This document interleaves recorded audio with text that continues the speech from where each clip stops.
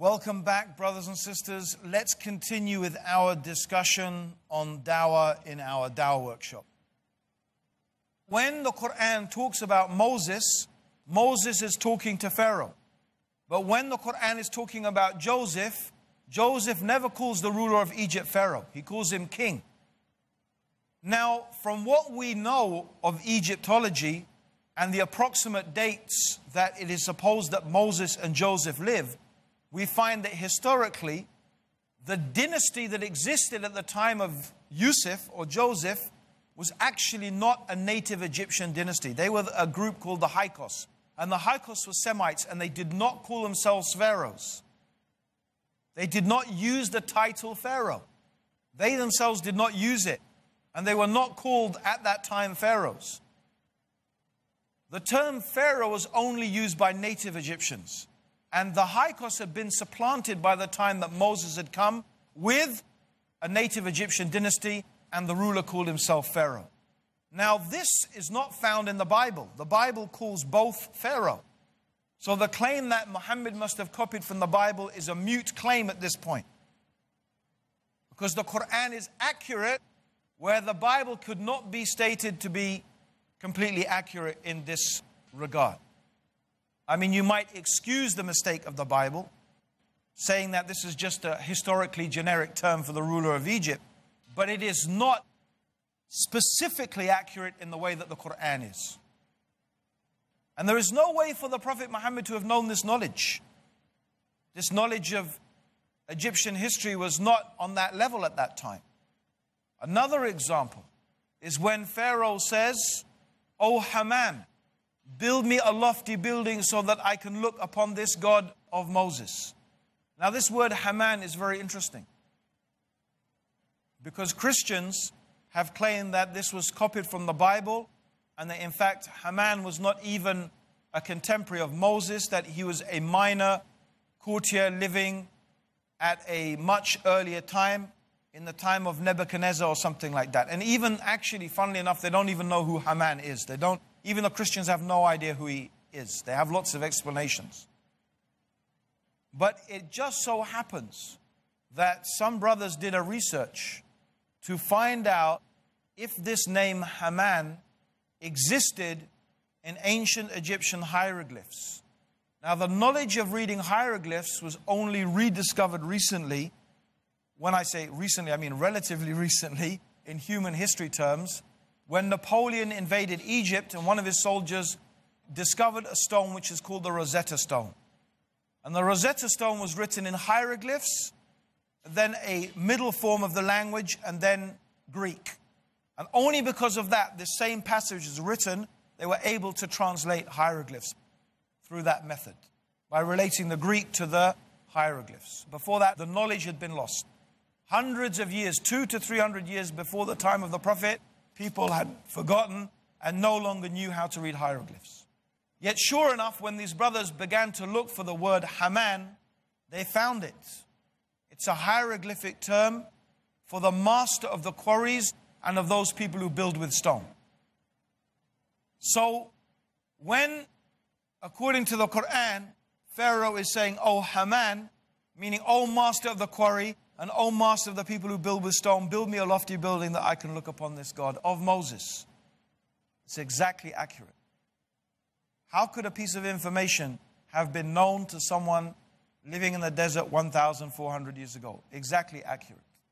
So we have historically accurate information. Then we have the laws, the Sharia. The Quran in Islam contains a comprehensive legal system. In addition to that, any educated Jew or any educated Christian studying the legal system in the Sharia will see the amazing similarities between that and what we find in Judaic law. I mean, the similarities are astounding. And this is a detailed legal system. Now, again, one might say, well, the Prophet must have copied it. He must have borrowed it. But again, you have to realize the level of knowledge and study. This is not some superficial thing that you can simply copy like that. As you know, rabbis and priests and these people spend years and years and years how long do people spend studying Sharia? Years. This is a detailed, comprehensive legal system. How does an illiterate man with no formal education at all, how does such knowledge come to be in the Quran? And then we have theology. The Quran expounds really amazing statements of deep theological content in very simple ways, but the theology is very deep. And it shows a very deep, profound understanding of Christian and Jewish theological differences. And there's many examples of that. So how does all of this mass of knowledge and information come to be gathered by a man who is unlearned, who cannot read and cannot write? Now, these are some of the very, very powerful reasons to believe that the knowledge that the Quran contains is not something that could have been gathered by the Prophet or even by a group of learned men at that time. So this is the whole topic of knowledge. The second is the memorization of the Quran.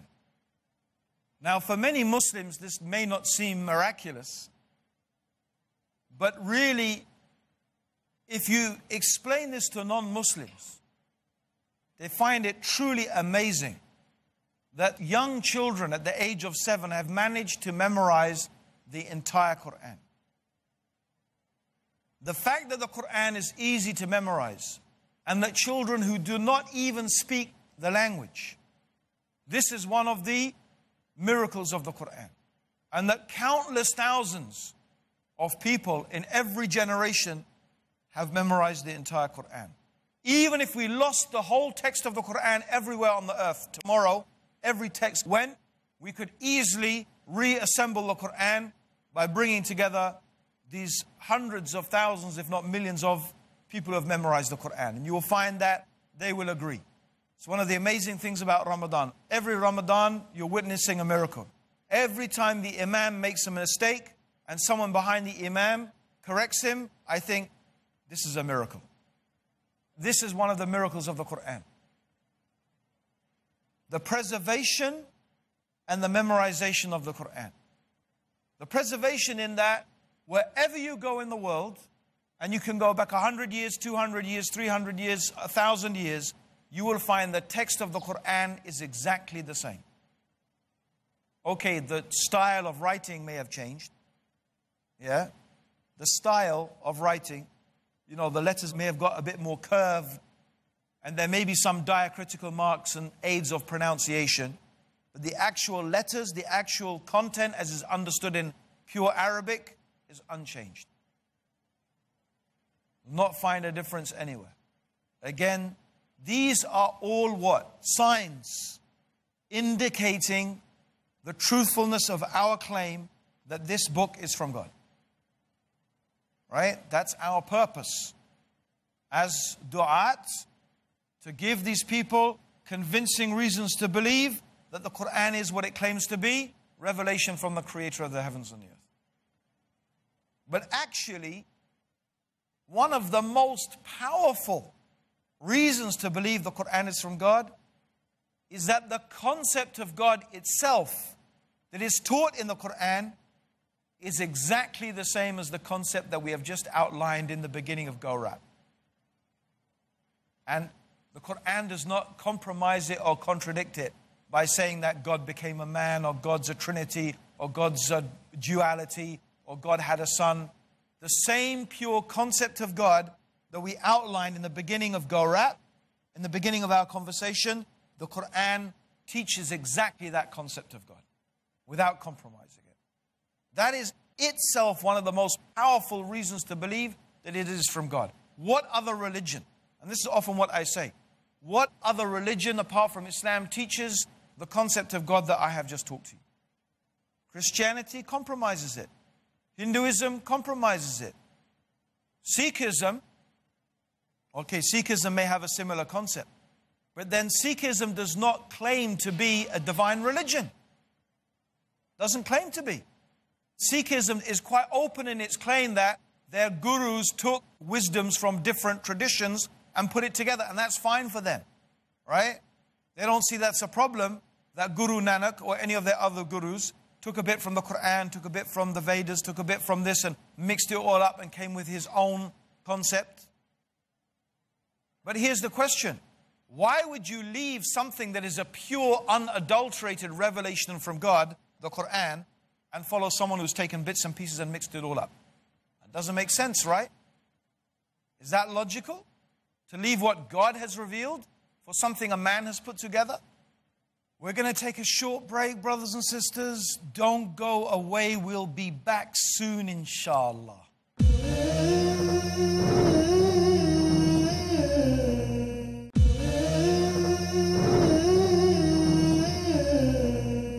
Welcome back, brothers and sisters, to our fascinating Dawah workshop.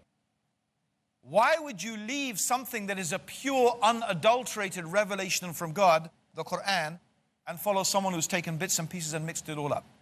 That doesn't make sense, right? Is that logical? To leave what God has revealed for something a man has put together? Yeah? So, these are some very, very powerful reasons to believe that the Quran is what it claims to be from God. How can we identify our manual as being from the Maker? So here are some reasons. It hasn't changed. It hasn't been corrupted. God says it's easy to memorize, and guess what? Children the age of 7 have memorized it.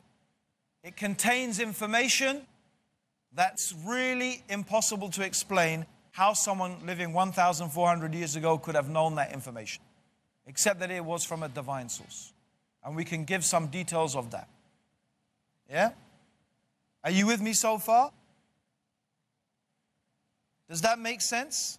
Yeah. It is so profound listening to this entire explanation that apart from praying 5 times, which strengthens our iman, what we are just explaining, if we keep on explaining this to other people, what it does to us is it makes our iman so powerful, so strong. Of course. And hence, maybe that's the reason we have been asked to do this by the Almighty. And that's another very good reason. We didn't even mention that. We can add that to the very beginning of our course.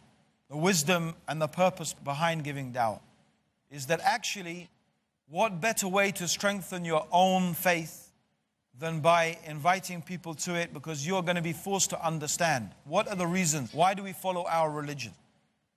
But I sort of did mention that by the by when Amir was asking, you know, should we concentrate on the iman of the Muslims? Many of them are leaving Islam. I said, no, I believe the only way, not the only way, but the most effective way to reinvigorate and reinforce the iman of the Muslims is by the Muslims learning to give dawah to non-Muslims. Because either you are giving dawah or someone is giving dawah to you. So you should be the one who is inviting. And as you said, that will increase your iman. If you're not, they're going to invite you and your iman is going to be going down. You're going to have more and more questions, and you're not going to have an avenue to find those questions. So yes, you're absolutely right. So, brothers and sisters, if you want more detail of all of this stuff, you can listen to my series that I did also for Peace TV called The Proof That Islam is the Truth. And you can also find it online. This is the information that I'm giving here in great detail. And also, Zakir Naik has given talks on, you know, the science in the Quran. And there's many other sources of information you can find out more about this. A lot of this information, you can find it also in the book that I've been telling you, The Man in the Red Underpants, which you can easily find on the internet and download, inshallah. But I'm just giving you some clues and some ideas. Again, usually all you need to do is mention 1 or 2 things. How much does a person need to be convinced? Well, it depends upon the person. But sometimes it's enough just to have the Quran, to open it, to show the person the passage, to explain these things to them, and alhamdulillah, that is enough. So, can we try to practice, inshallah, convincing each other? Just 1 or 2 examples to show them why you should believe, or what indications we have that the Quran really is from the creator of the heavens and the earth. So we're going to practice that. And then inshallah we're going to move on to the topic of prophethood. To talk about the Prophet Muhammad sallallahu alaihi wasallam and how we could know that he is truly a messenger from Allah. So practice that, showing and explaining the Quran is from Allah, giving people powerful reasons to believe the Quran is from Allah. And let's see how well you can do when we discuss that afterwards, inshallah. Brother Green. Yes. I would like to add an important and strong argument that this revelation is from Allah. Allah says in the Quran that if this Quran was revealed, yes, none other than Allah, then it would certainly contain many errors. The brother is mentioning very important, I don't know how I could forget it, that if this Quran is from anyone other than Allah, you would have found many contradictions in it. Right? So the fact that the Quran is consistent is a very strong argument as well to show that it is from Allah. Because human beings are fallible. They would have a piece of information and then they would forget it. Or they would become confused and then relay the piece of information in a different way, making a mistake at a different time. Human beings are very prone to do this. Actually, to the extent that we even sometimes invent memories. We think something happened that even didn't happen. If I said, do you swear on your mother's life? Not that you're allowed to swear on your mother's life. But, a person would take an oath by Allah if they were a Muslim, right? They would say, yes, that happened. And actually, it didn't happen. So there are examples of this. Actually, video examples of people being videoed, an incident taking place. One person, he is absolutely sure that this happened and such thing happened, and it didn't.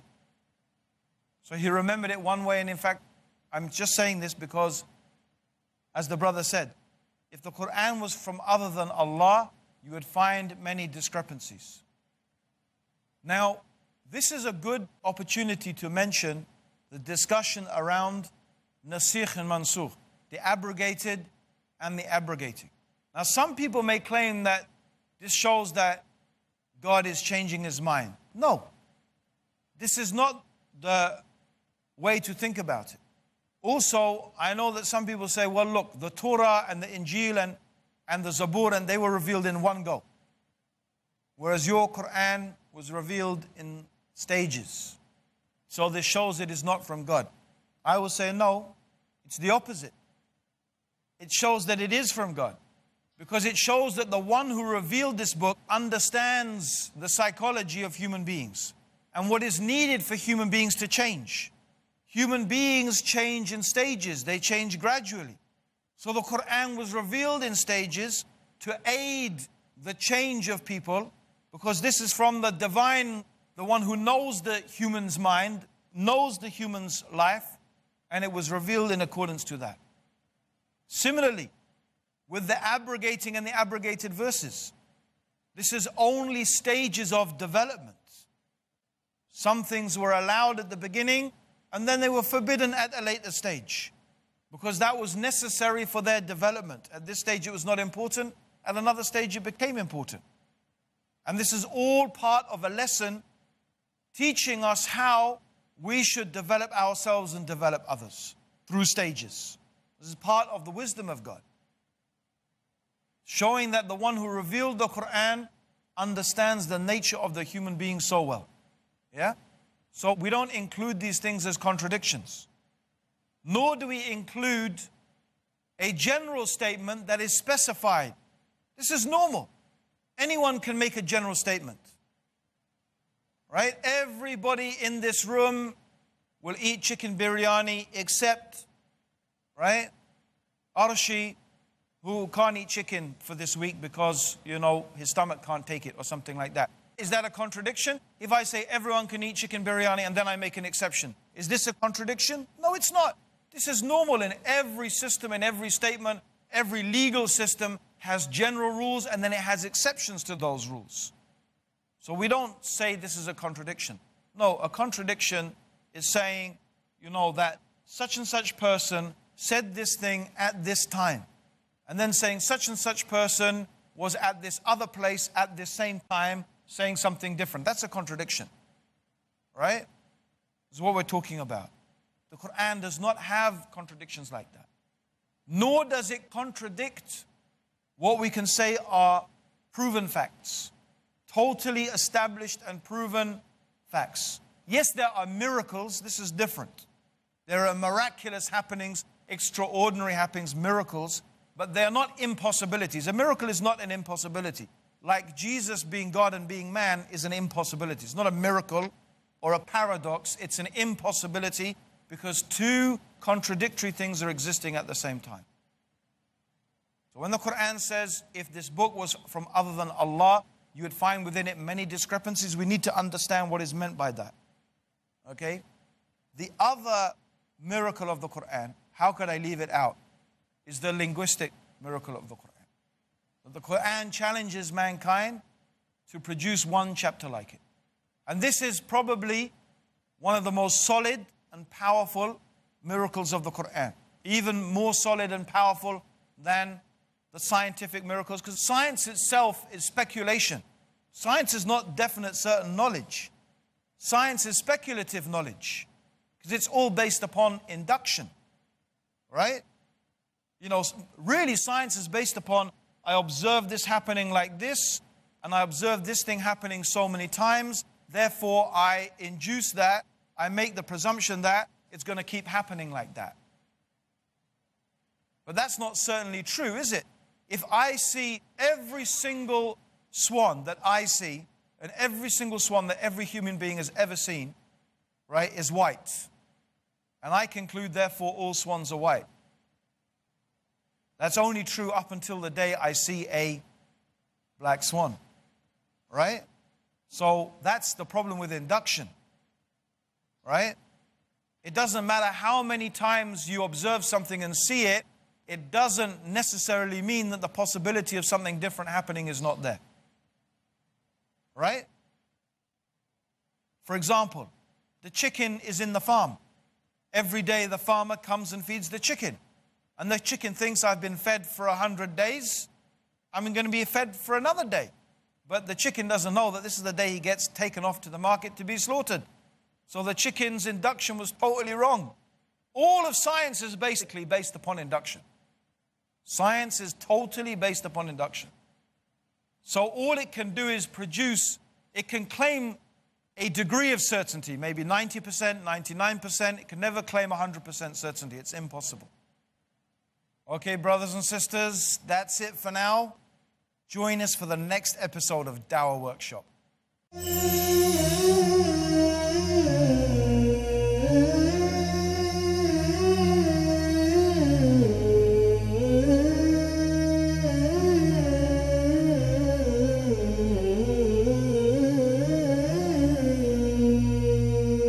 رب رحيم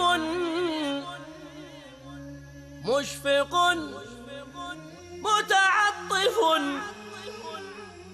لا ينتهي بالحصر ما أعطاه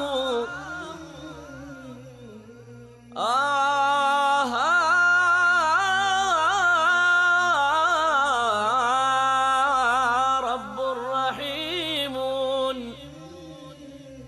مشفق متعطف